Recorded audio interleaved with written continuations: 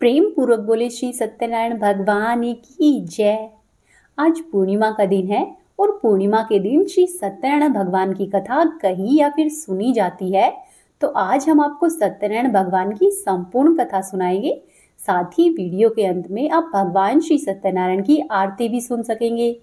एक समय की बात है कि नैमिष्य नारायण तीर्थ में शौनक आदि 88,000 ऋषियों ने श्री सूत जी से पूछा कि हे प्रभु, इस कलयुग में वेद और विद्या से रहित मनुष्य को प्रभु की भक्ति किस प्रकार मिल सकती है, साथ ही उन सभी का उद्धार कैसे होगा।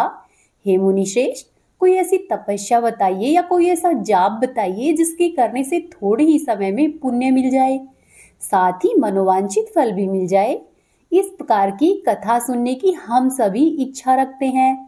तब सर्व शास्त्रों के ज्ञाता श्री सूत जी महाराज बोले कि हे वैष्णव में पूज्य, आप सभी ने प्राणियों के हित की बहुत अच्छी बात पूछी है, इसीलिए मैं एक ऐसे श्रेष्ठ व्रत को आप लोगों को बताऊंगा जिसे कि नारद जी ने श्री लक्ष्मी नारायण से पूछा था और लक्ष्मीपति श्री हरि विष्णु भगवान ने मुनि श्रेष्ठ नारद जी से कहा था।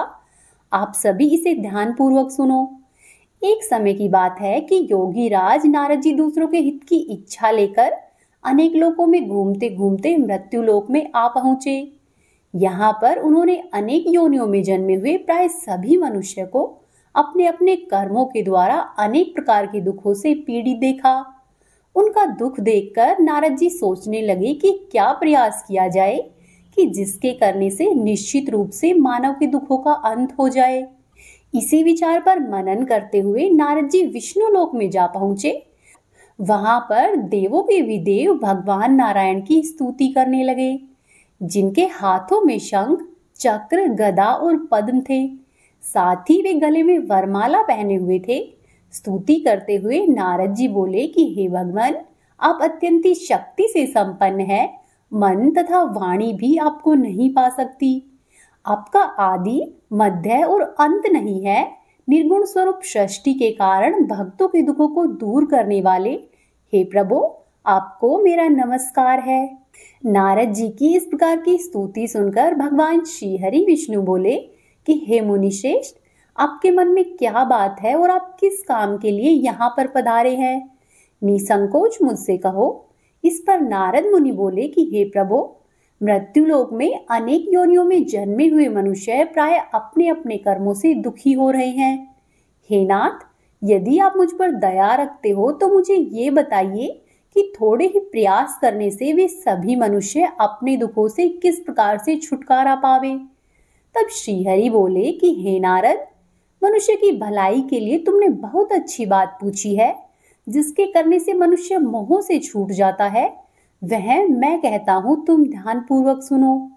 स्वर्ग लोक और मृत्यु लोक दोनों में एक दुर्लभ और उत्तम व्रत है जो कि अत्यधिक पुण्य देने वाला है। आज प्रेम के वशीभूत होकर मैं तुमसे कहता हूँ, श्री सत्यनारायण भगवान का यह व्रत अच्छी तरह से विधि पूर्वक करके मनुष्य तुरंत ही मृत्युलोक में सुख भोग कर मोक्ष को पाता है।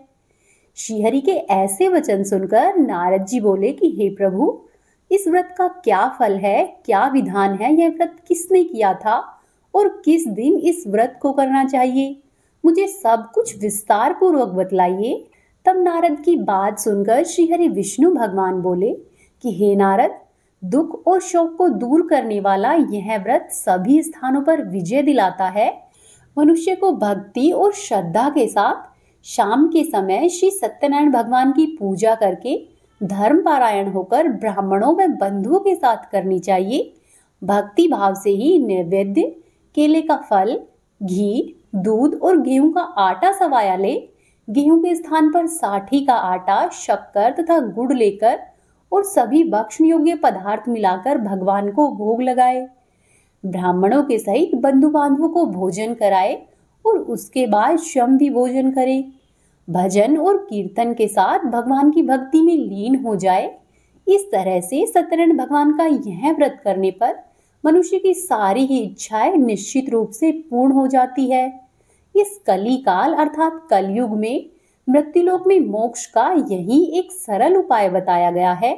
श्री सत्यनारायण भगवान की कथा का प्रथम अध्याय यहीं पर समाप्त होता है। एक बार प्रेम पूर्वक बोले श्री सत्यनारायण भगवान की जय। अब आप सुनिए दूसरा अध्याय।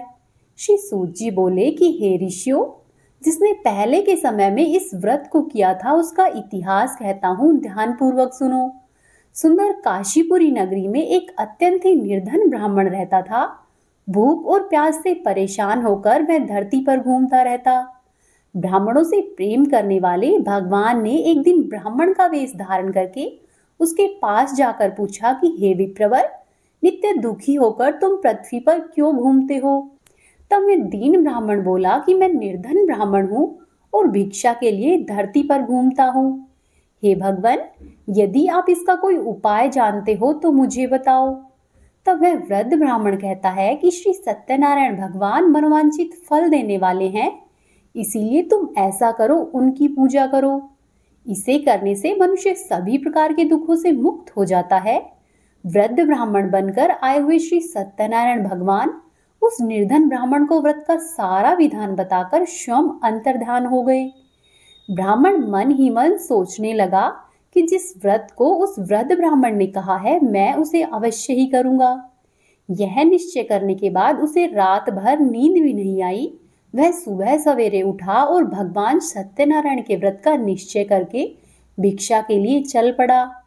उस दिन उस निर्धन ब्राह्मण को भिक्षा में बहुत सा धन मिला, जिससे कि उसने अपने बंधु और बांधवों के साथ मिलकर श्री सत्यनारायण भगवान का व्रत संपन्न किया। भगवान श्री सत्यनारायण का व्रत संपन्न करने के बाद वह निर्धन ब्राह्मण सभी प्रकार के दुखों से छूट गया और अनेक प्रकार की संपत्तियों से युक्त हो गया। उसी समय से वह ब्राह्मण हर माह इस व्रत को करने लगा।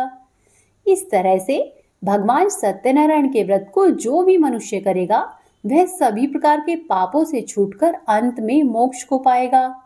जो भी मनुष्य इस व्रत को करता है उसके सभी प्रकार के दुख दूर हो जाते हैं। तब श्री सूत जी बोले कि इस तरह से नारद जी ने श्री नारायण जी का कहा हुआ श्री सत्यनारायण का व्रत मैंने तुमसे कहा है। हे विप्रो, मैं अब और क्या कहूँ?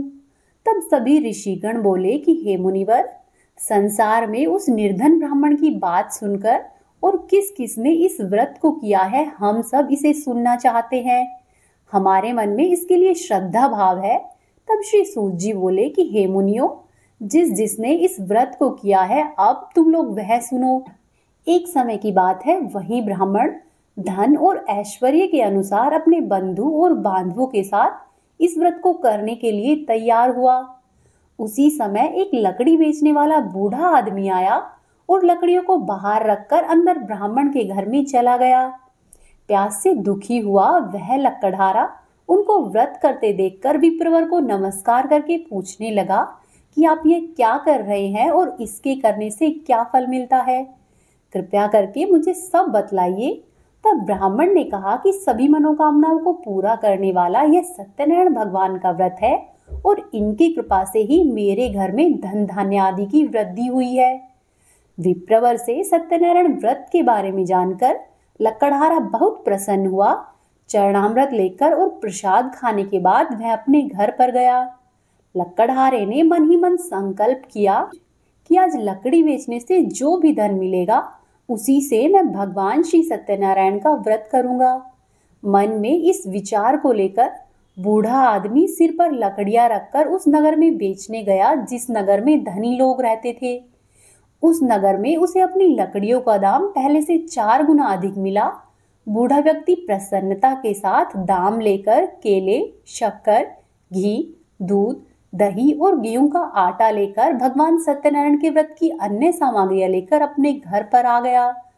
वहां पर उसने अपने बंधु बांधवों को बुलवाया और विधि विधान से भगवान सत्यनारायण का पूजन किया और व्रत किया। इस व्रत के प्रभाव से वह बूढ़ा लकड़हारा धन और पुत्र आदि से युक्त होकर संसार के सभी सुखों को भोगकर अंत काल में वैकुंठ धाम की ओर चला गया। दूसरा अध्याय यहीं पर समाप्त होता है। एक बार प्रेम पूर्वक बोले श्री सत्यनारायण भगवान की जय। अब आप सुनिए तीसरा अध्याय। सूत जी बोले कि हे श्रेष्ठ मुनियों, अब आगे की कथा कहता हूँ, ध्यान पूर्वक सुनो। पहले समय में उल्कामुख नाम का एक बुद्धिमान राजा था। वह सत्यवक्ता और जितेंद्रिय था। प्रतिदिन ही देव स्थानों पर जाता और निर्धनों को धन देकर उनके कष्ट दूर करता। उसकी पत्नी कमल के समान मुख वाली और सती साध्वी थी। भद्रशिला नदी के तट पर उन दोनों ने भगवान श्री सत्यनारायण का व्रत किया। उसी समय साधु नाम का एक वैश्य आया। उसके पास व्यापार करने के लिए बहुत सा धन भी था। राजा को व्रत करते हुए देखकर वह विनय से पूछने लगा कि हे राजन, भक्तिभाव से पूर्ण होकर आप ये क्या कर रहे हैं? मैं सुनने की इच्छा रखता हूँ, कृपया मुझे बताइए। तब राजा बोला कि हे साधु, अपने बंधु बांधवों के सहित पुत्र आदि की प्राप्ति के लिए एक महाशक्तिमान भगवान श्री सत्यनारायण का व्रत और पूजन कर रहा हूँ। राजा के इस प्रकार के वचन सुनकर वह साधु आदर से बोला कि हे राजन, मुझे इस व्रत का सारा विधान कहिए। आपके कहे अनुसार मैं भी इस व्रत को करूंगा। मेरी भी संतान नहीं है और इस व्रत को करने से निश्चित रूप से मुझे संतान प्राप्त होगी। राजा से व्रत का सारा विधान सुनकर व्यापार से निवृत्त होकर वह अपने घर पर गया। साधु वैश्य ने अपनी पत्नी को संतान देने वाला व्रत कह सुनाया और कहा कि जब मेरी संतान होगी तब मैं इस व्रत को करूंगा। साधु ने इस तरह के वचन अपनी पत्नी लीलावती से कहे। एक दिन लीलावती पति के साथ आनंदित हो सांसारिक धर्म में प्रवृत्त होकर सत्यनारायण भगवान की कृपा से गर्भवती हो गई। 10वें महीने में उसके गर्भ से एक सुंदर कन्या ने जन्म लिया। वह कन्या दिनों दिन इस तरह से बढ़ने लगी जिस तरह से शुक्ल पक्ष का चंद्रमा बढ़ता है। माता पिता ने अपनी कन्या का नाम कलावती रखा। एक दिन लीलावती ने मीठे शब्दों में अपने पति को याद दिलाया कि आपने सत्यनारायण भगवान के जिस व्रत को करने का संकल्प किया था उसे करने का समय आ गया है। अब आप इस व्रत को करिए। तब वह साधु अपनी पत्नी से बोला कि हे प्रिय, इस व्रत को मैं अपनी पुत्री के विवाह पर करूंगा। इस प्रकार अपनी पत्नी को आश्वासन देकर वह नगर को चला गया। कलावती पिता के घर में रहती हुई दिन प्रतिदिन बड़ी होने लगी। साधु ने एक बार नगर में अपनी कन्या को सखियों के साथ खेलते हुए देखा तो तुरंत ही दूत बुलाया और दूत से कहा कि मेरी कन्या के योग्य कोई वर देखो। साधु की बात सुनकर दूत कंचन नगर में पहुंचा और वहां पर देखभाल करके लड़की की सुयोग्य एक वाणिक पुत्र ले आया। सुयोग्य लड़के को देखकर साधु ने बंधु बांधवों को बुलाकर अपनी पुत्री का विवाह कर दिया। लेकिन दुर्भाग्य की बात ये रही कि साधु ने अभी भी भगवान श्री सत्यनारायण का व्रत नहीं किया। इस पर श्री भगवान क्रोधित हो गए और श्राप दिया कि साधु को अत्यधिक दुख मिले। अपने कार्य में कुशल साधु बनिया जमाई को लेकर समुद्र के पास स्थित होकर रत्नासारपुर नगर में गया। वहां पर जाकर दामाद और ससुर दोनों ने मिलकर चंद्रकेतु राजा के नगर में व्यापार किया। एक दिन की बात है कि भगवान सत्यनारायण की माया से एक चोर राजा का धन चुराकर भाग रहा था। उसने राजा के सिपाहियों को अपना पीछा करते हुए देखकर चुराया हुआ धन वहां पर रख दिया जहां पर साधु अपने जमाई के साथ ठहरा हुआ था। राजा के सिपाहियों ने साधु वैश्य के पास राजा का धन पड़ा हुआ देखा तो वे ससुर और जमाई दोनों को बांधकर प्रसन्नता पूर्वक राजा के पास ले गए और राजा से कहने लगे कि हे राजन, हम इन दो चोरों को पकड़कर लाए हैं, आगे की कार्यवाही की आप आज्ञा दें। राजा की आज्ञा से उन दोनों को कठोर कारावास में डाल दिया गया और उनका सारा धन भी छीन लिया गया। श्री सत्यनारायण भगवान के श्राप से साधु की पत्नी भी बहुत दुखी हुई। घर में जो भी धन रखा था उसे चोर चुरा ले गए। शारीरिक तथा मानसिक पीड़ा व भूख और प्यास से अत्यधिक दुखी होकर अन्न की चिंता में कलावती एक ब्राह्मण के घर पर गई। वहां पर उसने श्री सत्यनारायण भगवान का व्रत होते हुए देखा। फिर कथा भी सुनी और प्रसाद ग्रहण करके रात के समय घर पर वापस आई। माता ने कलावती से पूछा कि हे पुत्री, अब तक तुम कहाँ थी और तेरे मन में क्या है? तब कलावती ने अपनी माता से कहा कि हे माता, मैंने एक ब्राह्मण के घर में श्री सत्यनारायण भगवान का व्रत देखा है। कन्या के वचन सुनकर लीलावती भी भगवान के पूजन की तैयारी करने लगी। लीलावती ने परिवार और बंधुओं के सहित भगवान श्री सत्यनारायण का पूजन किया और व्रत रखा। साथ ही वरदान भी मांगा कि हे प्रभु, मेरे पति और जमाई शीघ्र ही सकुशल घर पर आ जाए। साथ ही यह भी प्रार्थना की कि हे प्रभु, हम सभी का अपराध क्षमा करो। श्री सत्यनारायण भगवान इस व्रत से संतुष्ट हो गए और राजा चंद्रकेतु को सपने में दर्शन देकर कहा कि हे राजन, तुम उन दोनों वैश्य को छोड़ दो। तुमने उनका जो भी धन लिया है उसे वापस कर दो। अगर तुमने ऐसा नहीं किया तो मैं तुम्हारा धन, राज्य और संतान सब कुछ नष्ट कर दूंगा। राजा को यह सब कहकर भगवान अंतर्ध्यान हो गए। प्रातःकाल सभा में राजा ने अपना स्वप्न सुनाया और फिर बोले कि उन वाणिक पुत्रों को कैद से मुक्त करके सभा में ले आओ। दोनों ने सभा में आते ही राजा को प्रणाम किया। राजा मीठी वाणी में बोला कि हे महानुभाव, भाग्यवश ऐसा कठिन दुख मिला है, लेकिन अब तुम्हें कोई भय नहीं है। ऐसा कहकर राजा ने उन दोनों को नए नए वस्त्र आभूषण पहनाए और उनका जितना भी धन लिया था उससे दुगना धन वापस कर दिया। दोनों वैश्यवर अपने घर को चल दिए। तृतीय अध्याय यहीं पर समाप्त होता है। एक बार प्रेम पूर्वक बोले श्री सत्यनारायण भगवान की जय। अब आप सुनिए चतुर्थ अध्याय। श्री सूत जी बोले कि हे ऋषियों, उस वैश्य ने मंगलाचार करके अपनी यात्रा आरंभ की और अपने नगर की ओर चल दिया। उनके थोड़ी दूर जाने पर एक दंडी वेशधारी श्री सत्यनारायण भगवान ने उनसे पूछा कि हे साधु, तेरी नाव में क्या है?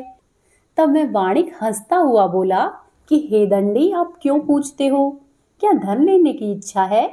मेरी नाव में तो केवल बेल और पत्ते ही भरे हुए हैं। वैश्य के इतने कठोर वचन सुनकर भगवान बोले कि तुम्हारा वचन सत्य हो। दंडी ऐसे वचन कहकर वहां से दूर चले गए। कुछ दूर जाकर समुद्र के किनारे पर बैठ गए। दंडी के जाने के बाद साधु वैश्य ने नित्य क्रिया की और उसके बाद नाव को ऊंची उठी देखकर अचंभा किया और नाव में बेल और पत्ते आदि देखकर वह मूर्छित होकर जमीन पर गिर पड़ा। मूर्छा खुलने पर अत्यंत ही शोक में डूब गया। तब उसका दामाद बोला कि आप शोक नहीं मनाए, यह दंडी का ही श्राप है, इसीलिए हमें उनकी शरण में जाना चाहिए, तभी हमारी मनोकामना पूरी होगी। दामाद की बात सुनकर वह दंडी के पास पहुंचा और अत्यंत ही भक्ति भाव से नमस्कार करके बोला कि मैंने आपसे जो जो असत्य वचन कहे थे उनके लिए मुझे क्षमा कर दो। ऐसा कहकर और महान शोकातुर होकर मैं रोने लग गया। तब दंडी भगवान बोले कि हे वाणिक पुत्र, मेरी आज्ञा से बार बार तुझे दुख मिला है। तू मेरी पूजा से विमुख हुआ है, इसीलिए ऐसा हुआ। तब साधु बोला कि हे भगवान, आपकी माया से ब्रह्मादि देवता भी आपके रूप को नहीं जानते, तब मैं अज्ञानी कैसे जान सकता हूँ? हे प्रभु, आप प्रसन्न होइए और अब मैं अपनी सामर्थ्य के अनुसार आपकी पूजा करूंगा। आप मेरी रक्षा करो और पहले के समान नौका में धन भर दो। साधु वैश्य के इस प्रकार के भक्ति भाव पूर्वक वचन सुनकर भगवान प्रसन्न हो गए और उसकी इच्छा के अनुसार वरदान देकर अंतर्ध्यान हो गए।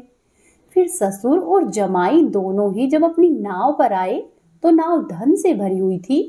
फिर वहीं पर अपने अन्य साथियों के साथ सत्यनारायण भगवान का पूजन करके दोनों अपने नगर की ओर चल दिए।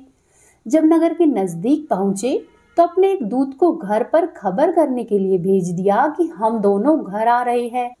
दूत घर पर पहुंचकर साधु की पत्नी को प्रणाम करके कहता है कि मालिक अपने दामाद के सहित नगर के पास आ गए हैं। दूत की बात सुनकर साधु की पत्नी लीलावती ने बड़े ही हर्ष के साथ सत्यनारायण भगवान का पूजन कर अपनी पुत्री कलावती से कहा कि मैं अपने पति के दर्शन को जाती हूँ, तू कार्य पूर्ण करके शीघ्र आ जा। माता के ऐसे वचन सुनकर कलावती जल्दी में प्रसाद छोड़कर अपने पति के पास चली गई। प्रसाद की अवज्ञा के कारण भगवान श्री सत्यनारायण रुष्ट हो गए और नाव के सहित उसके पति को पानी में डुबो दिया। कलावती अपने पति को वहां पर नहीं पाकर रोती हुई जमीन पर गिर गई। नौका को डूबा हुआ देखकर और कन्या को रोता हुआ देखकर साधु दुखी होकर बोला कि हे प्रभु, मुझसे या मेरे परिवार से जो भी भूल हुई है उसे क्षमा कर दो। साधु के ऐसे दीन वचन सुनकर भगवान श्री सत्यनारायण प्रसन्न हो गए और आकाशवाणी हुई कि हे साधु, तेरी कन्या मेरा प्रसाद छोड़कर आई है, इसीलिए उसका पति अदृश्य हुआ है। यदि मैं घर पर जाकर प्रसाद खाकर वापस लौटती है तो इसे इसका पति अवश्य ही मिलेगा। ऐसी आकाशवाणी सुनकर कलावती घर पर पहुंचकर प्रसाद ग्रहण करती है और फिर आकर अपने पति के दर्शन करती है। उसके बाद साधु अपने बंधु और बांधवों के सहित भगवान श्री सत्यनारायण का विधि विधान से पूजन करता है तथा इस लोक के सभी सुख भोग कर अंत में वह स्वर्गलोक को जाता है। चतुर्थ अध्याय यहीं पर समाप्त होता है। एक बार प्रेम पूर्वक बोले श्री सत्यनारायण भगवान की जय। अब आप सुनिए 5वां अध्याय। श्री सूत जी बोले कि हे ऋषियों, मैं और भी एक कथा सुनाता हूँ, उसे ध्यान पूर्वक सुनो। प्रजापालन में लीन तुंगध्वज नाम का एक राजा था। उसने भी भगवान का प्रसाद त्याग कर बहुत ही दुख पाया। एक बार वन में जाकर वन्य पशुओं को मारकर वह बड़ के पेड़ के नीचे आ गया। वहां पर उसने ग्वालों को भक्ति भाव के साथ अपने बंधु बांधवों के सहित भगवान श्री सत्यनारायण का पूजन करते हुए देखा। अभिमानवश राजा उन्हें देखकर भी पूजा स्थान में नहीं गया और ना ही उसने भगवान को नमस्कार किया। ग्वालों ने राजा को प्रसाद दिया, लेकिन राजा ने वह प्रसाद नहीं खाया और प्रसाद को छोड़कर अपने नगर की ओर चल दिया।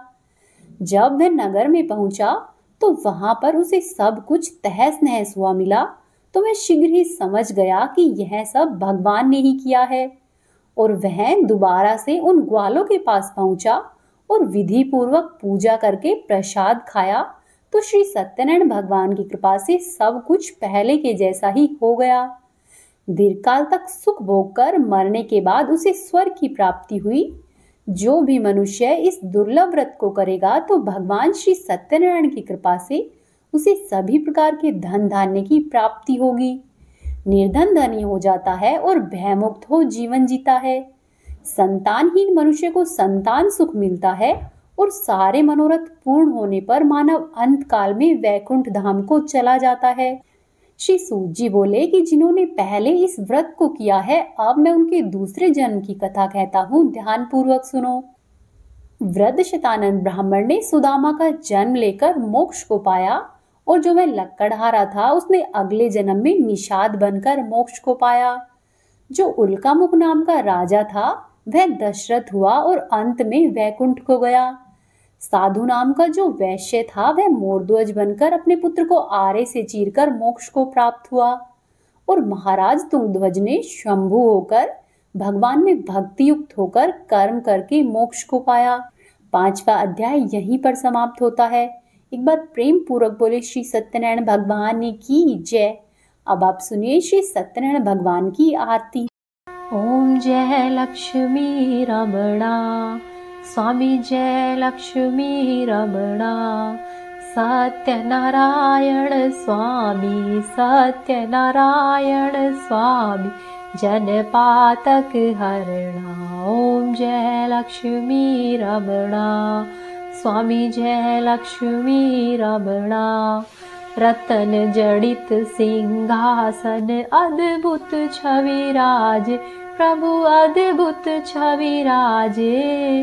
नारद करत निरंतर, नारद करत निरंतर, घंटा ध्वनि बाजे। ओम जय लक्ष्मी रमणा, स्वामी जय लक्ष्मी रमणा, प्रकट भये कलि कारण, द्विज को दर्श दियो, प्रभु द्विज को दर्श दियो। बूढ़ा ब्राह्मण बन के, बूढ़ा ब्राह्मण बन के, कंचन महल कियो। ओम जय लक्ष्मी रमणा, स्वामी जय लक्ष्मी रमणा, दुर्बल भील कराल, जिन पर कृपा करी, प्रभु जिन पर कृपा करी। चंद्रचूड़ एक राजा, चंद्रचूड़ एक राजा, तिनकी विपत्ति हरी। ओम जय लक्ष्मी रमणा, स्वामी जय लक्ष्मी रमणा, वैश्य मनोरथ पायो, श्रद्धा तज दीनी, प्रभु श्रद्धा तज दीनी। सो फल भोग्यो प्रभु जी, सो फल भोग्यो प्रभु जी, फिर स्तुति कीनी ओम जय लक्ष्मी रमणा। स्वामी जय लक्ष्मी रमणा। भाव भक्ति के कारण छिन छिन रूप धर्यो, स्वामी पल पल रूप धर्यो। श्रद्धा धारण कीनी, श्रद्धा धारण कीनी, तिनको काज सर्यो ओम जय लक्ष्मी रमणा। स्वामी जय लक्ष्मी रमणा। ग्वाल बाल संग राजा वन में भक्ति करी, प्रभु वन में भक्ति करी। मन वांछित फल दीनो, मन वांछित फल दीनो, दीन दयाल हरि ओम जय लक्ष्मी रमणा। स्वामी जय लक्ष्मी रमणा। चढ़त प्रसाद सवायो कदली फल मेवा, प्रभु कदली फल मेवा।